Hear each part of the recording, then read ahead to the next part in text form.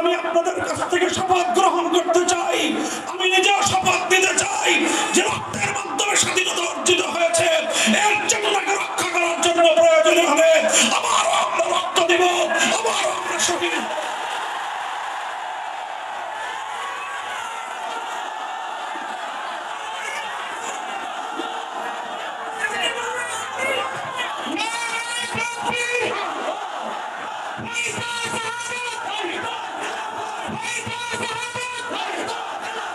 সংগ্রামী সাথী ও বন্ধুগণ, একথা পরিষ্কার মনে রাখতে হবে, 2024 সালের জুলাই এবং আগস্ট বিপ্লবের যে প্রধান শক্তি ছিল আমাদের, সেটা হলো শেখ হাসিনা এবং তার দোসরদের বিভাজনের রাজনীতিকে উপেক্ষা করে বাংলাদেশের মানুষ ঐক্যবদ্ধ হতে পেরেছিল।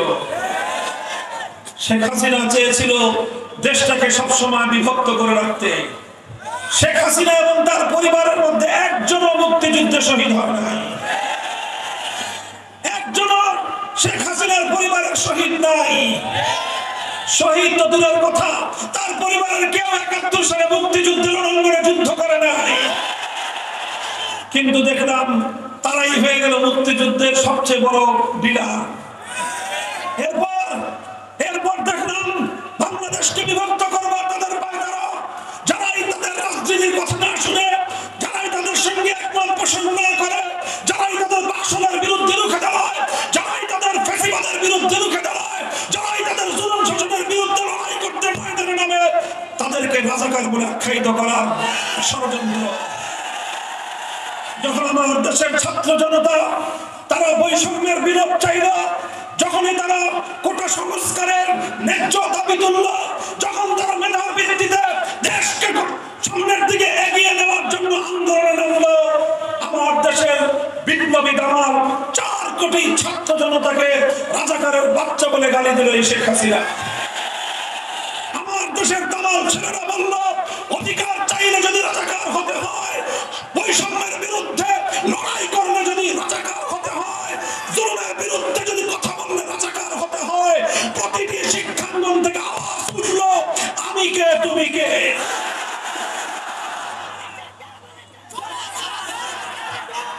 সংগ্রামী সাথী ও বন্ধুগণ, সেদিনই শেখ হাসিনার ভাগ্য নির্ধারিত হয়ে গিয়েছিল।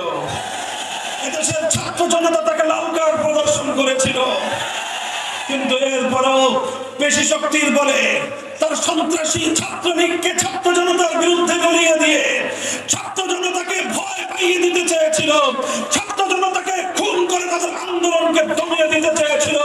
কিন্তু বাংলাদেশের দামাল ছেলেরা প্রমাণ করেছে, সাবাস বাংলাদেশ, জলে পুরে মনে সরকার, তবে মাথা নোয়াবার নয়। আমরা বিশ্বাস করি আমার দেশের মায়েরা তাদের সন্তানদেরকে প্রেরণা জুগিয়েছে, এদেশের মায়েরা তাদের সন্তানদেরকে হাসি মুখে পুলিশের রিমান্ডে পাঠিয়ে দিয়েছে, আমার দেশের মায়েরা তাদের সন্তানদেরকে ফ্যাসিবাদের বিরুদ্ধে লড়াই করবার জন্য বুলেটের মুখে ঠেলে দিয়েছে। দেশের মায়েরা তাদের সন্তানদেরকে জুলুমের মোকাবেলায় বুলেটের মুখে ঠেলে দিতে পারে, সে জাতিকে কেউ দমায় রাখতে পারে না, বাংলাদেশকেও কেউ দমায় রাখতে পারবে না। ওরা চেয়েছিল বাংলাদেশটাকে আরেকটা দেশের অঙ্গরাজ্যে পরিণত করতে। শেখ হাসিনা বাংলাদেশের প্রধানমন্ত্রী হয়ে তৃপ্ত ছিল না, তিনি চেয়েছিলেন মুখ্যমন্ত্রী, তিনি চেয়েছিলেন তিলকমালী মুখ্যমন্ত্রী হতে। বাংলাদেশের মানুষ বলেছিল, আমরা আমাদের ক্ষমতার মস্তদে একজন স্বাধীন প্রধানমন্ত্রী দেখতে চাই, তিলকমালী মুখ্যমন্ত্রী আমরা চাই না। আমরা চাইলাম প্রধানমন্ত্রী, তিনি হতে চাইলেন মুখ্যমন্ত্রী। শেষ পর্যন্ত তাকে মুখ্যমন্ত্রী বানানোর জন্য এই 16 বছর 15 বছর যারা তার আশ্রয় প্রশ্রয় দিয়ে বাংলাদেশের মানুষের ইচ্ছা এবং বাংলাদেশের মানুষের মতামতকে ডুবায়ে ধরে বাংলাদেশের ক্ষমতার মস্তদে যারা টিকিয়ে রেখেছিল, তাদের দেশেই তার গন্তব্য হলো।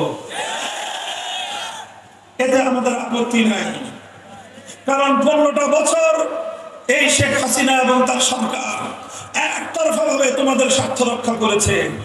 আর তোমরা এদেশের মানুষের সঙ্গে বন্ধুত্ব চাও নাই, তোমরা বন্ধুত্ব চেয়েছিল শেখ হাসিনার সাথে। তোমরা এদেশের মানুষের মতামতের গুরুত্ব দাও নাই, তোমরা দিয়েছিলে শেখ হাসিনার মতামতের গুরুত্ব।